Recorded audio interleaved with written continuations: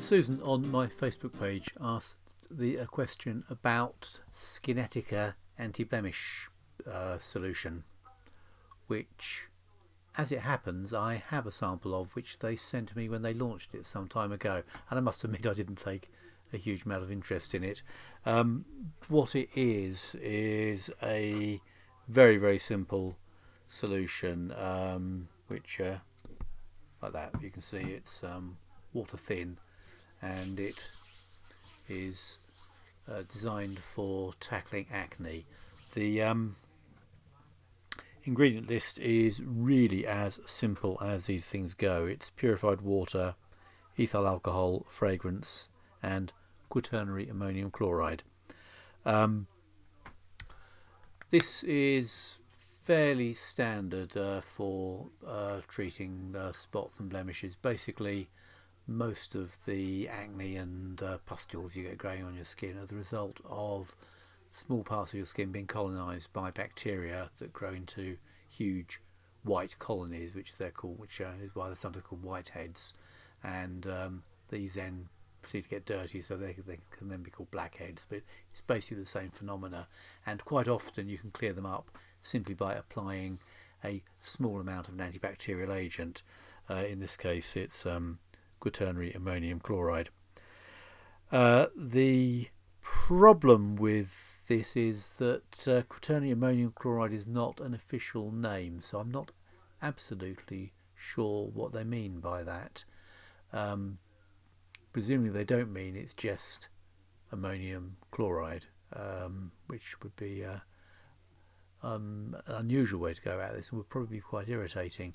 I'm sure what they're actually using is some kind of quaternary fatty acid with an ammonium chloride group attached to it.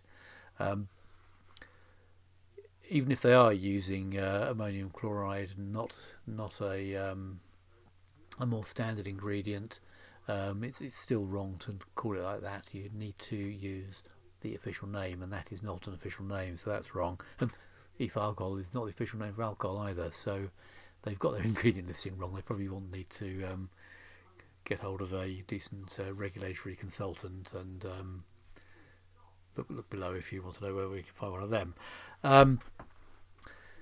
Having said that, I mean, these products do work fairly well. The claims they're making for it is it's a fast-acting skin clearing. I can well believe that.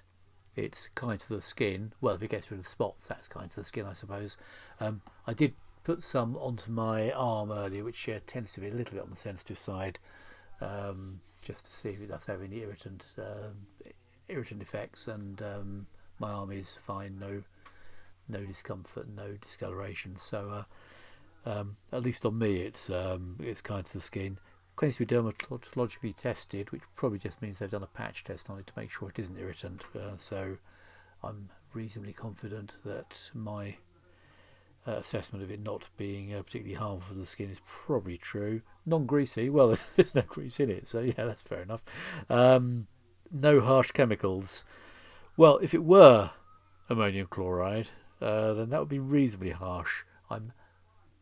I'm not sure they are actually using quaternary ammonium chloride, as I say, so I think it's that's probably fine enough. But of course, even if they use a low enough level, then I suppose you could say it's not harsh because it's dilute, so therefore no harsh chemicals. So I find that a very vague claim anyway.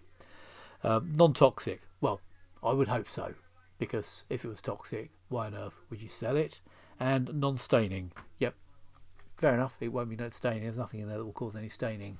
So basically, there's nothing really particularly unusual about this product. They could probably do with paying a bit more attention to meeting legal requirements on labelling, but apart from that, they're not the only people in the business who get that wrong from time to time, and I dare say it does quite well. Nothing particular to distinguish it from any other product, and probably would do the business if that's what you want to do. I haven't checked to see how much it costs, to see whether it's cost effective compared to other similar products, but it's fine, and why not? And thanks for listening.